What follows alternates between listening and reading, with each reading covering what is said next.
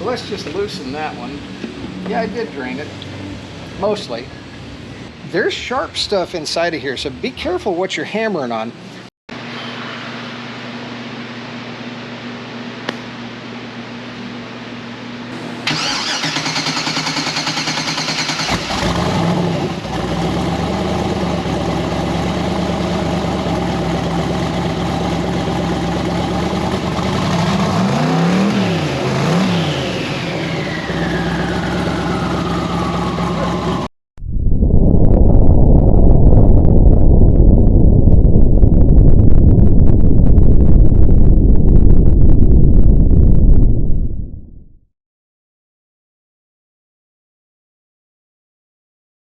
Hello everyone, welcome back to Maverick Mods. My all-time favorite rear end Ford 9-inch. Love them. From an engineering standpoint, they nailed that rear end. It's just, they're fantastic to work on. Love them. That's not what I'm working on today. It's rear end rebuild day. Grab your popcorn. Let's get started. Well guys, the rear end that I had in the Firebird, coming apart. There's a reason for that. And well, okay, I don't know if I said this before or not. When we took apart the donor Z28, of course it had been in a wreck. When I measured out the rear end that came with that one, it was bent. The housing was bent, and so made it, well, once those things are bent, I don't have the jigs and everything to straighten them, and frankly it's cheaper to buy a housing than it is to send one out to be straightened. This is a junkyard housing. I think it was $210. Problem is, this housing came out of a V6. Now the housings are the same, the gears are different. So what I have from the other Z28 is a 346 ratio Positrack rear end. Of course, it still has rear discs. This one, I believe, is a 323 or 326, something along those lines, and it's non-posi. So my plan is to strip this housing.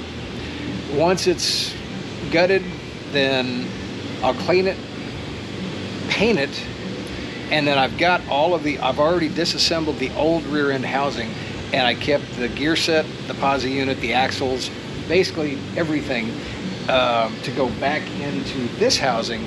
Plus I got a rebuild kit, so it'll get all new bearings, all new everything. So you get to watch a rear end being rebuilt. So here we go, let's get started. I think I drained this, but I'm not 100% positive. Well, even if I did drain it, it's still leaking a little bit. So let's just loosen that one. Yeah, I did drain it, mostly.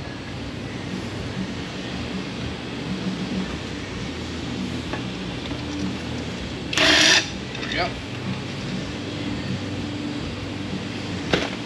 Stick that right there, put our bolts in there. The only real difference that I can see, this housing came from a non-traction control vehicle. And you can tell because they've got the tone ring and the wheel speed sensor here on the housing versus out on the axles themselves. So no big deal, because the housings other than this right here are the same. The other parts will interchange with this. That's the only real difference inside of here. And of course, obviously, I see spider gears and I see no clutches, so obviously it's a non-posi unit. So all of this is going to come out. Now get my wrench in here. To pull the axles out, let me get a light. On most GM, I'm trying to remember Chrysler, some of them, any Ford other than the 9-inch and others. So basically, on some rear ends, in order to get the axles out, you've got a C-clip up in here. You have to pull this pin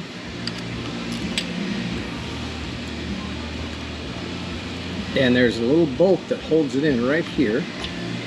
Slide that out, and sometimes you can just take it like that. It's out. So as you can see, what that does, you see it push the axle in, You can take a magnet sometimes, or just rotate, and the clip falls out. This is the C-clip right here, and that's what holds your axle in. If this clip breaks, or if the end of that axle breaks, your axle goes flying out the car. Let me see if I can reach around and show you. Pop this other axle in like that, and that clip just fell out. So the axles are loose, I can get those out.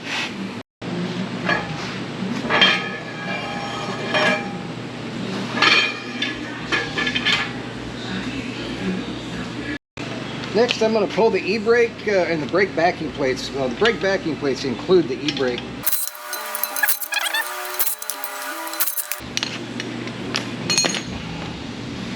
I'm going to try and save my bolts if I can, because I can always reuse them, even though they're metric. Now, you don't have to do this in this order, but sometimes, just to keep parts from falling all over the place, you can slide your spider gears out, and that way you just don't have parts falling all over the place. You get your spider gears out. There's a little washer in there somewhere as well, and then your spider gears here will slide out from the side. You don't have to do this, but you know, sometimes just to, when you pull the carrier, just to keep parts from falling all over the place, it's just easier. We're ready to pull the carrier and the ring gear.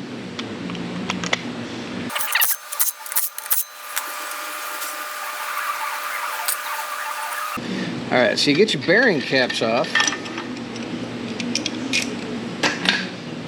Okay, so what are we looking at in here? Basically, so we got our ring gear. This is the tone ring for the anti-lock brakes. We've got the carrier obviously here. These are the races for the bearing, the carrier bearings, and of course way up in there you can see the pinion. Now, there's two adjustments on a rear end here. One is side to side, and of course both of them are interrelated in a way. So one is side to side, and that's called the backlash on your ring gear. The other is your pinion depth, okay? And you need to find the happy medium between those, so you have the proper amount of backlash on the ring gear, which you need, because everything when it gets hot is going to expand, and you obviously don't want them to bind. So you need, I need to look the numbers up, don't remember off the top of my head. The pinion depth is going to control the mesh between the teeth, and the play, the interaction between where the ring gear's face sits and where the pinion, how far in it goes, will determine where the teeth on the pinion connect with the teeth on the ring gear. And that's important too, because if you don't get that right, then it can make noise, it can howl, it can prematurely wear the ring gear or the pinion, and it'll show a really odd wear pattern. So when I put everything back together, we're going to pay a lot of attention to that. Another thing to consider on this rear end, when the factory puts this together, you'll notice that this little piece right there and this little piece right there, those are shims. And whenever I used to put a rear end together, I'd have a shim pack, and you'd spend a lot of time moving the ring gear back and forth, moving the pinion in and out, putting dye on the ring gear to get a good pattern, to make sure you get it right. These are one-piece shims, and that's what the factory does, because they've got a great big, who knows, a computer, a great big magic machine that sets these up at the factory.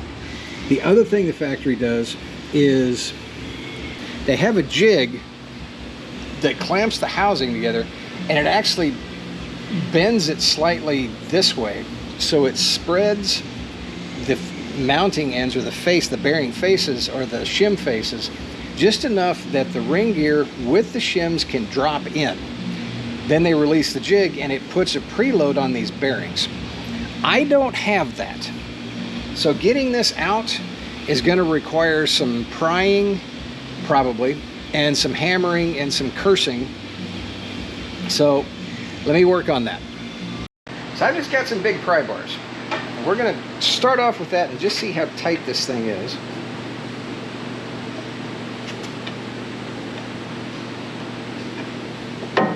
Oh, not bad. All right. This one's not as bad as the other one when I took it apart.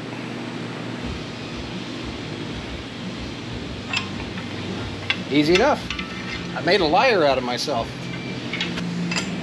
All right, so I'm gonna keep track of which shim goes on which side, because now I've got two complete sets of shims, one for this rear end, one for the old one.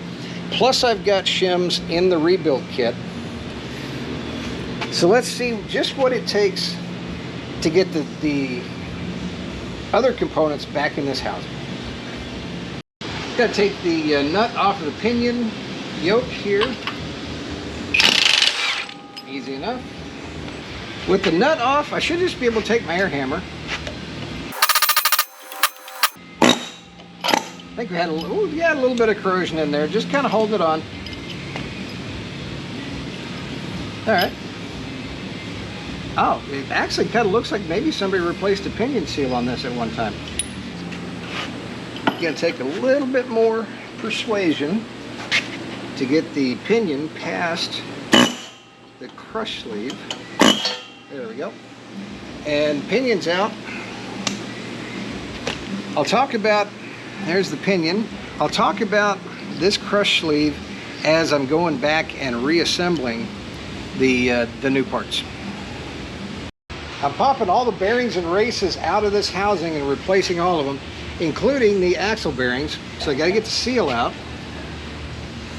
I probably got a seal puller somewhere around here, but that works.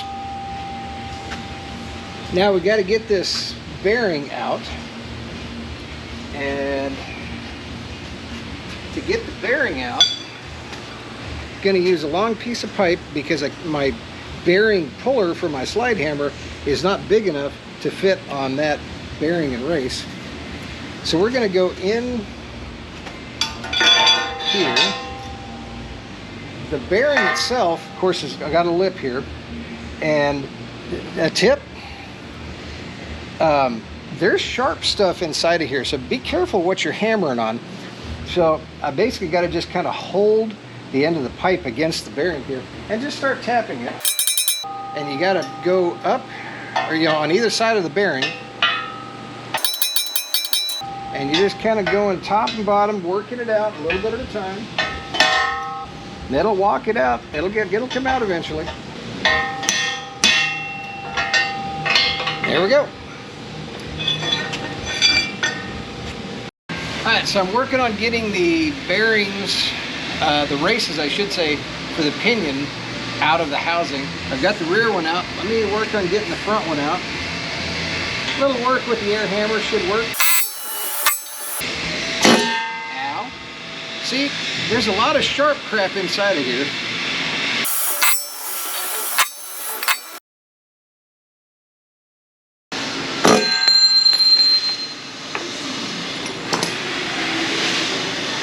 Okay, this housing is stripped and ready to be cleaned. I've got the axle bearings out, both sides.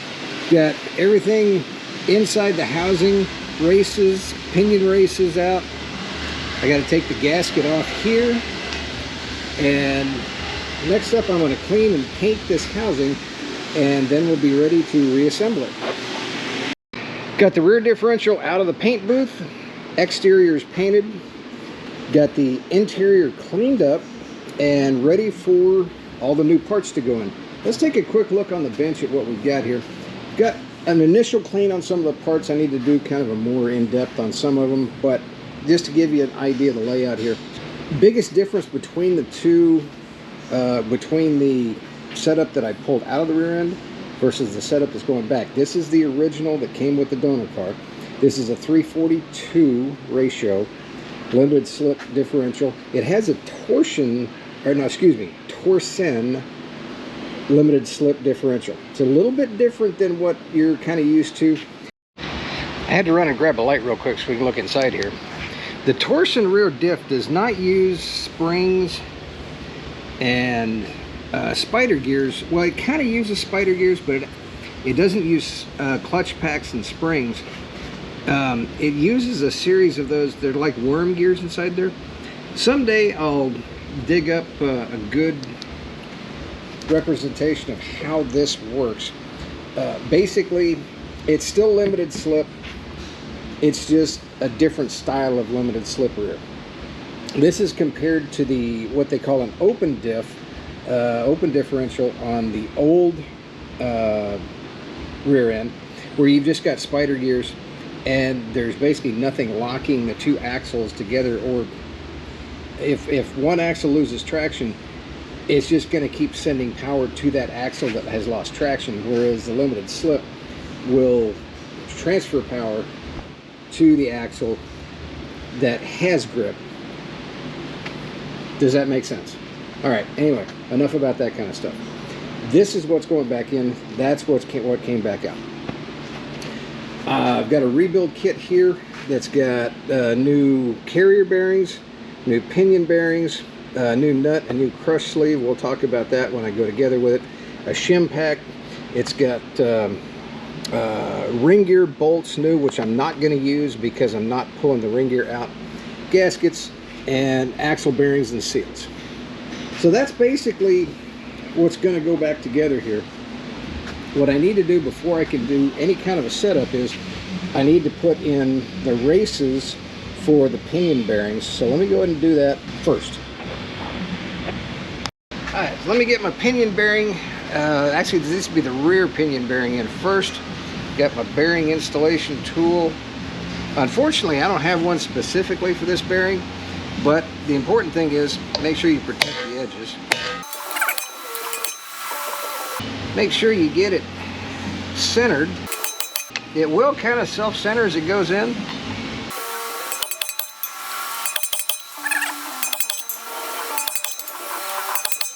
Same thing on the forward pinion bearing.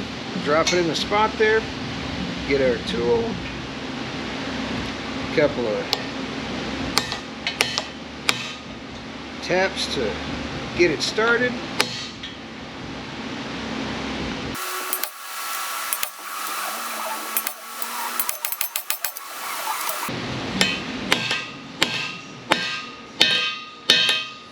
And you can hear the change in the tone when the bearing fully seats, just like it did on the bottom too.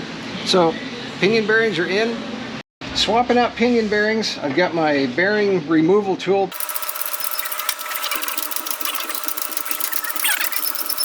Just like that. Guys, I spared you the last couple of hours of removing the bearings from the carrier. Boy, that was painful. Some days you eat the bear, some days the bear eats you, and today the bear ate me. So here's the last of new carrier bearings going on. The bearing doesn't quite seat flush with the carrier, so got a little pipe here, get her lined up.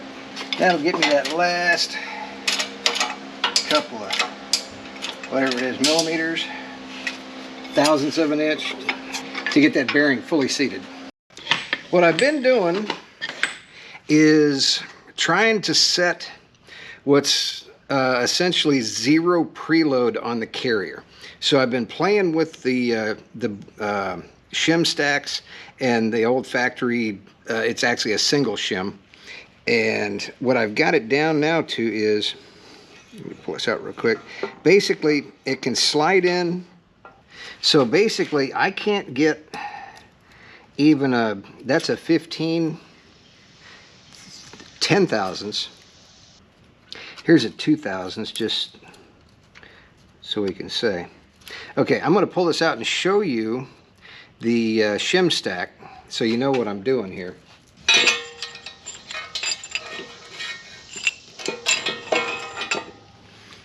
So what I've got here is I've got the one of four of the factory. This is basically a shim, and it's a machine shim. I believe this one is 0.237, I think. I'll have to measure it again. And these are what came. I've got two each from each rear end. This shim stack here is about 0.218 or 0.0218. So no, 0.28. That's right. And so what I've been doing is I've been playing with this setup, and this seems to be kind of the sweet spot You notice how the carrier drops in with the shims on either side, but it's so tight, it basically is an exact fit. What I have found here is I've found essentially zero preload. There's no play, but there's also no bearing preload. The factory service manual is wonderfully vague about what the carrier bearing preload should be. In fact, there's nothing in there about it. They reference it, and then they just kind of gloss right over it. The only way there's a reference for the carrier bearing preload is basically an add-on to the pinion bearing preload. So you set the pinion bearing preload, then you put the carrier in, and you measure it again, and you measure an additional, an addition to the torque required to spin it, and the pinion and the carrier. It's kind of a real backwards way to do it. Basically, I'm going to throw about probably another 3/1000 shim in the shim stack and call it good on the carrier bearing preload. Then I'll recheck everything when I've got it assembled for the first or second or fifth time. And all I'm doing at this point is just setting the preload. I'm not setting backlash because the pinion is not even installed yet. All right, next up we're working on pinion installation and pinion bearing preload. So first thing I'm going to do is slide my pinion in. Next thing that's going to go in is a crush sleeve. Let's talk about the crush sleeve just for a second. Well, I went on and on and on about talking about this crush sleeve. I looked back through my footage, completely forgot to say anything about it. So I'm kind of going in after the fact because I don't have the old parts left over to use as visual aids. The whiteboard is back out. Sorry about that, guys. I've been talking about this crush sleeve. What is that? That's that little sleeve, and it had a little thing in the center of it there, and it slides over your pinion, and you've got a pinion bearing back here. So what this crush sleeve does, inside your housing, of course, you've got your pinion race for the rear bearing, and up here you're going to have a pinion race for your front pinion bearing. And you need to put a preload on these bearings, and the preload is just like for the carrier. This is to minimize deflection and allow for heat and expansion for the bearings.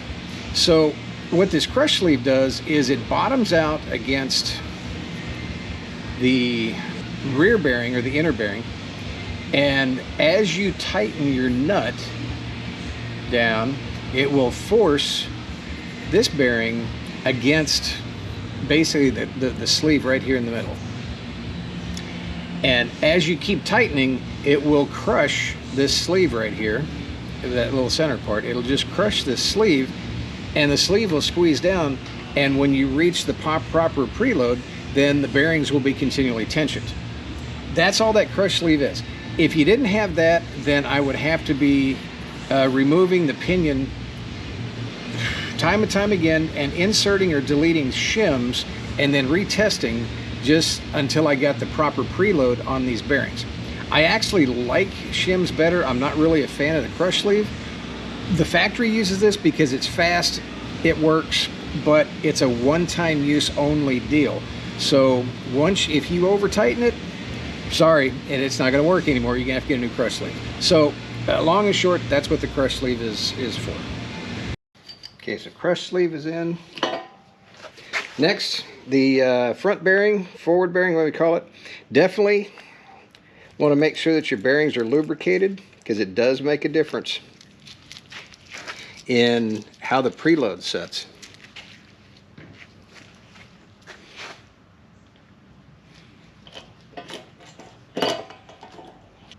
Then I'll go ahead and get my seal installer and put that seal in.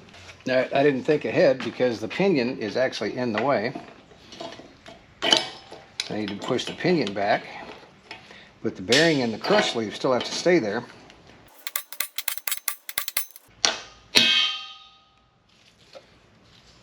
All right, seal's in. Next, the yoke goes on.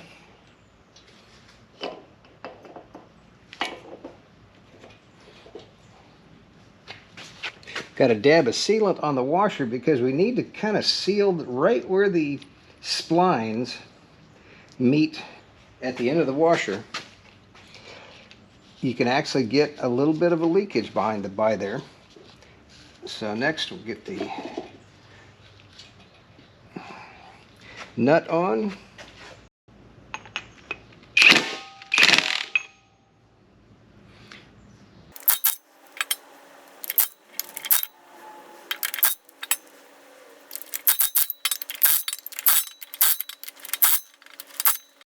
It's too early to really be final checking torque, but to check your pinion bearing preload, you need an inch-pound torque wrench. So I just stick the nut on here. Basically, I'm at 0 right now. So that just goes to show I've still got a ways to go. Continuing to inch up on the preload for the pinion. And the book says with new bearings and a new seal, should be between 32 and 55 inch-pounds. So, of course, your breakaway torque is not what you're looking for. Rotating torque is basically right about 40 to 42. I'm going to call that good. Let's see if I can get this in without smashing any of my fingers. Alright, so I should have to just tap this shim pack in gently. Should be a couple of thousandths interference fit. Let's see how it feels. Feels about right. You get the caps on because you got to get the caps on and torque them in order to check the backlash.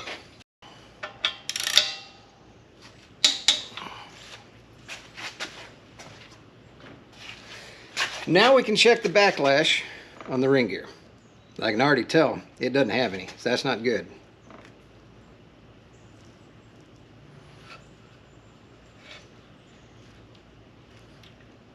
Yeah, you should be able to feel some. So, back apart it comes. So here's round 2, setting the backlash.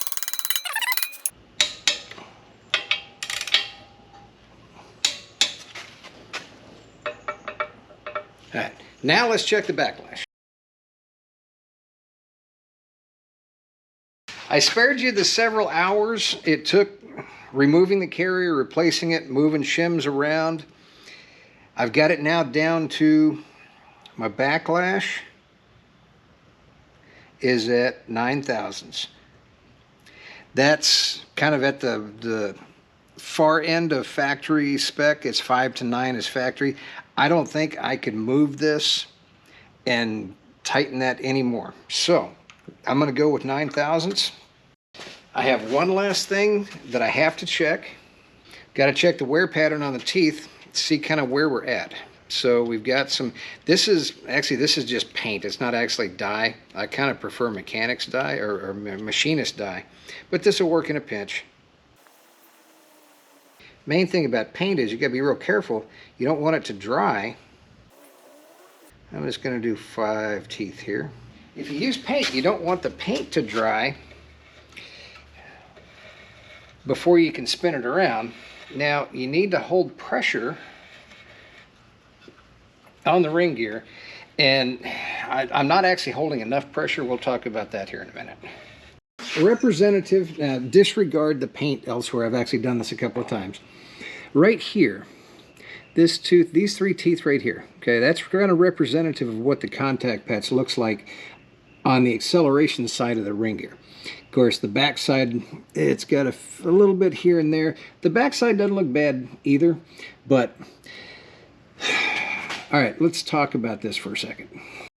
So, some of you guys out there can say, oh, that pattern looks bad. Well, superficially, yes, it doesn't look perfect. But when you're checking your wear patterns, one of the things you got to keep in mind is how much of a load are you actually putting the ring and pinion under when you're checking this. And the more load you put it under, like normal driving conditions, it is going to change. As a rule, if your contact patch is closer to the middle, which would be the heel of the tooth, as you load it, it's going to actually wear farther up the tooth. So to me, what I like to set my rear ends up is when I'm doing it by hand here, then I want to set my contact patch closer to the heel of the tooth, because when it's actually loaded, it's going to be where it needs to be. There's no way I can simulate 100 or 200 or 300 foot-pounds of torque here on a couple of sawhorses. The factory service manual says to properly check this the way they like it to be checked. It's supposed to be in the car. You're supposed to engage the parking brake enough that when you rotate the pinion, you're rotating against essentially somewhere between 60 and 70 foot-pounds of torque on the pinion, and then you're supposed to check your wear pattern.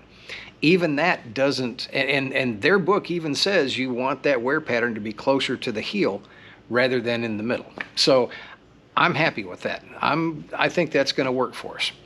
Rear end housing rebuild is complete. I've got it up here on the stands, ready to go back in. I do have to put the torque arm on first, and then we can start getting everything lined up and hooked up, and hopefully it'll be hanging from the car here shortly.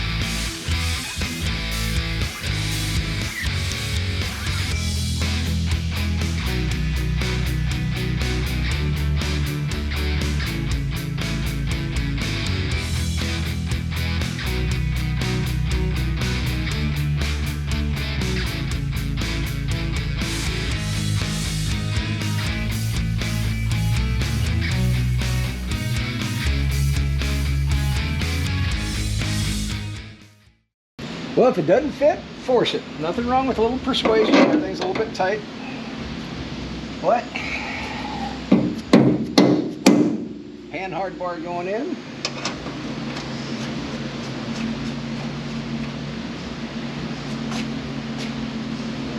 Now let's see how close we are to this. Ow. Oh, not bad. Okay. Everything in the rear end is reinstalled. Not everything is tight yet. I'm not entirely certain that I won't have to remove some components again. We're still working on getting the brakes re-engineered for this section right back here for the flex lines from the housing to the brake lines themselves. You will notice I do have the wheels and tires and brakes back on. Just flat ran out of time to do that this week, so I'll get to that in a future episode. But she's back on her wheels.